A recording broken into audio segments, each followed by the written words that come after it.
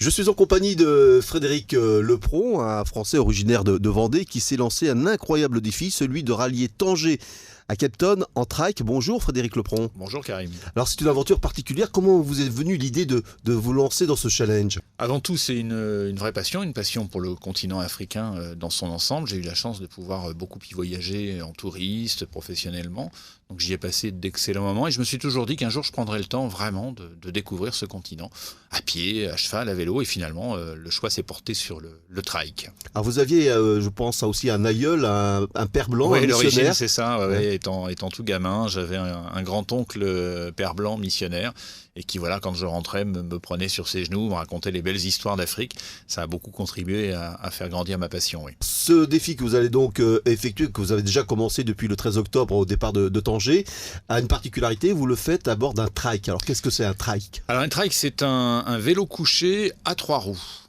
Il présente beaucoup d'avantages, quelques inconvénients forcément quand on fait le choix d'un moyen de se déplacer. Il y a toujours des avantages et des inconvénients. Le gros avantage, c'est que c'est beaucoup plus confortable pour le haut du corps. Il faut toujours pédaler, donc on a toujours mal aux jambes, c'est normal. En revanche, tout le haut du corps, eh bien, lui est dans une excellente position. On n'a plus de problème de dos, de bras, de nuque, de tête. Enfin vraiment, c'est très très agréable. Vous voyez, je suis arrivé hier soir, j'avais fait 8h30 de vélo, vous avez vu, bon, voilà, j'avais pu monter les marches normalement. Frais comme un gardon. Voilà, presque.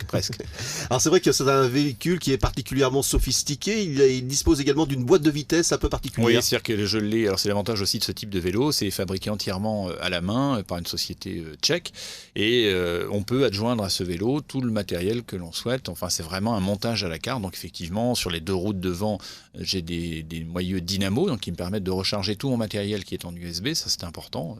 Au moins je ne perds pas de temps en pédalant, et ça me permet aussi de recharger mon matériel.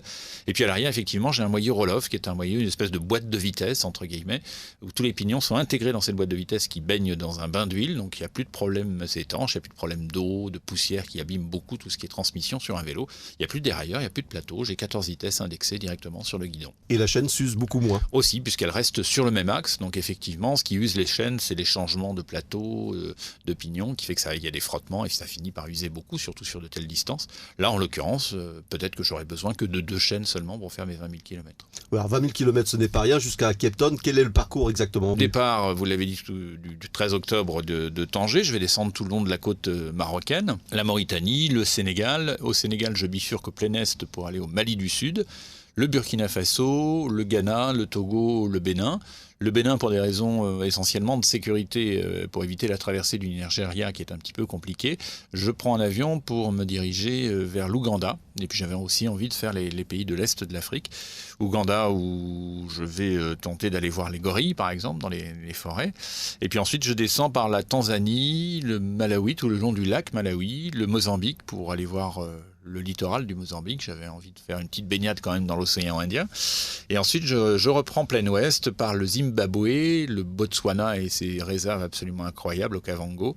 La Namibie où je vais passer beaucoup de temps. C'est un pays que j'ai déjà visité, mais je souhaitais vraiment passer beaucoup de temps en Namibie. Donc, j'ai y passé un certain temps. Et ensuite, Afrique du Sud et le Cap, bien entendu. Alors le Cap, ce sera donc dans 18 mois à peu près? À peu près 18 mois. C'est vrai que je pense que ça n'a jamais été fait en trike, donc on n'a pas vraiment de référence. À vélo, on sait que ce parcours-là peut se faire en une année à peu près. Je pense qu'en trike, on va quand même un tout petit peu moins vite. C'est l'un de ses inconvénients. Je pense que 15 mois, ça doit être possible. Mais encore une fois, moi, je souhaite m'arrêter, prendre le temps de rencontrer les gens, de rencontrer les peuples, de découvrir un peu leur mode de vie. J'ai déjà quelques rendez-vous, entre guillemets, parce que je sais que je suis attendu dans une école, par exemple, au Sénégal, où j'ai acheté une vache il y a quelques mois. Et donc, je vais aller voir ma vache dans cette école, passer un peu de temps avec eux. Je participe à la construction d'un puits chez les Imba en Namibie. Enfin, voilà, différents points comme ça. Je vais retrouver au Bénin. Je dois aller voir aussi les maisons familiales rurales vendéennes qui sont implantées au Bénin. Enfin, voilà, il y a plein d'étapes comme ça de prévues, entre guillemets. Alors c'est un projet qui a mûri assez longuement, vous avez réfléchi à ce projet il y a 4 ans et puis voilà. Ça s'est accéléré les 6 derniers mois. Voilà, j'avais dû le laisser de côté il y a 4 ans pour des raisons personnelles et puis il y a 6 mois je me suis dit allez c'est le moment ou jamais, j'ai 52 ans, c'est pas à 65 que je vais le faire, encore que on ne sait jamais, hein. On voit sur les routes comme ça des gens relativement âgés qui continuent l'aventure. En tout cas voilà, c'était le bon moment pour plein de raisons pour moi de me lancer dans cette aventure. Alors qu'est-ce qui vous motive en dehors évidemment d'aller à la rencontre des autres populations, des autres peuples? Ouais. Qu'est-ce qui vous motive également dans ce challenge? Il y a plusieurs motivations. Il y a une petite motivation personnelle d'abord, d'essayer d'aller un petit peu au bout des choses. Il y a le côté voyage intérieur, forcément. Quand vous êtes 8 heures sur un vélo dans la journée, on a le tout temps seul un en petit autonomie peu, totale. Voilà, tout seul en autonomie totale. Donc on a le temps de cogiter un petit peu, de réfléchir à soi-même. C'est important aussi.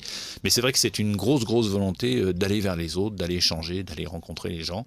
Mais pour que ça fonctionne un peu dans les deux sens, c'est pour ça que j'essaye de communiquer beaucoup, à la fois sur les réseaux sociaux et puis sur une télé vendéenne, sur TV Vendée, où je réalise quelques chroniques tout au fil du voyage, pour essayer de montrer aux gens en Europe qui n'ont pas toujours une image très positive de l'Afrique, qu'il s'y passe plein de choses passionnantes, qu'il y a des modes de vie incroyables, qu'on y est accueilli comme ici au Maroc d'une façon tout à fait impossible en Europe, je dirais.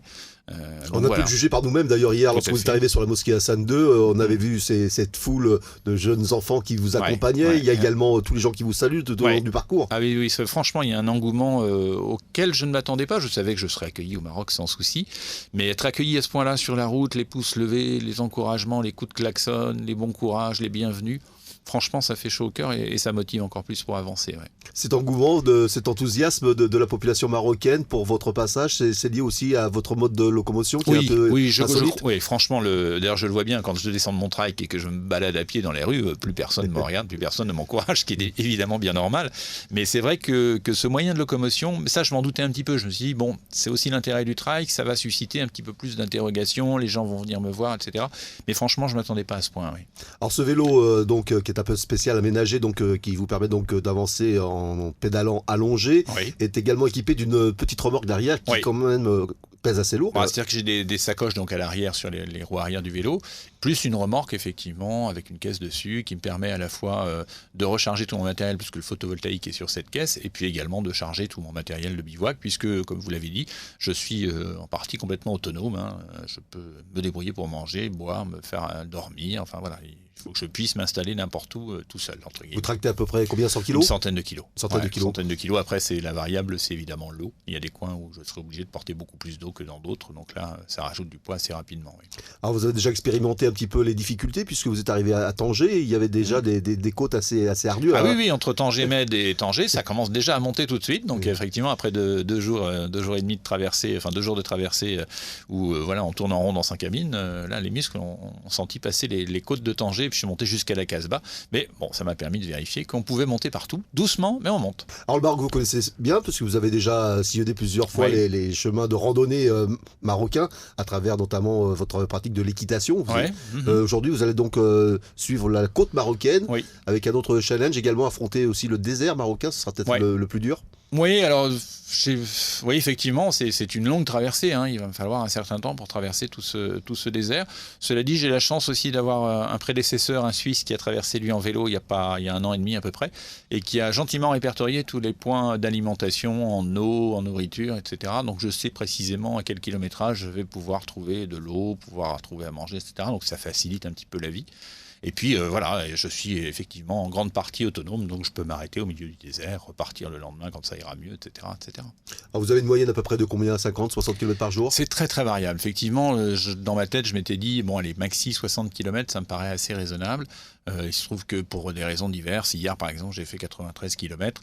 C'était sans doute un petit peu trop, mais bon voilà, aujourd'hui, je vais rester tranquillement ici, je vais bénéficier de votre accueil. Avec grand plaisir. Voilà, mais après, oui, alors... C'est ça aussi l'aventure, c'est ce qu'il y a de magique, c'est qu'il n'y a pas d'étape réellement prévue. Je peux partir demain, faire 30 km et me dire, oh là là, il y a un paysage magnifique, ou être accueilli par des gens extraordinaires. Je dis, je reste là une journée, et voilà, je m'arrête. Et puis le lendemain, faire 80 km. Il y aura un film ensuite sur ce voyage? Oui, alors c'est vrai que je réalise donc des chroniques pour TV Vendée. La base de ces chroniques me serviront aussi au retour à tenter de faire un film, peut-être un livre aussi. Enfin voilà, ça après, on verra. Bonne aventure donc, et on se prépare comment pour ce genre d'aventure?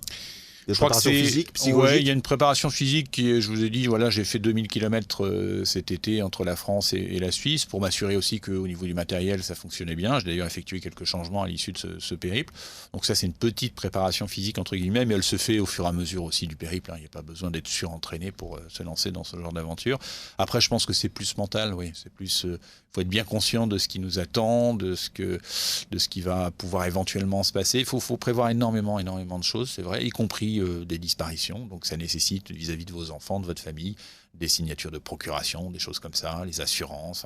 Il faut essayer de pouvoir parer un petit peu à toute éventualité qui pourrait se passer durant ce périple. Mais après, c'est vraiment dans la tête que ça se passe. Ouais. Il faut avoir la vraie envie de partir et puis y croire jusqu'au bout. Quoi. Ben, on vous souhaite d'aller jusqu'au bout donc, de votre aventure, 20 000 km plus loin, 18 mois plus tard, donc à Cape Town en Afrique du Sud, Tanger, Cape Town, un beau défi. Merci à vous.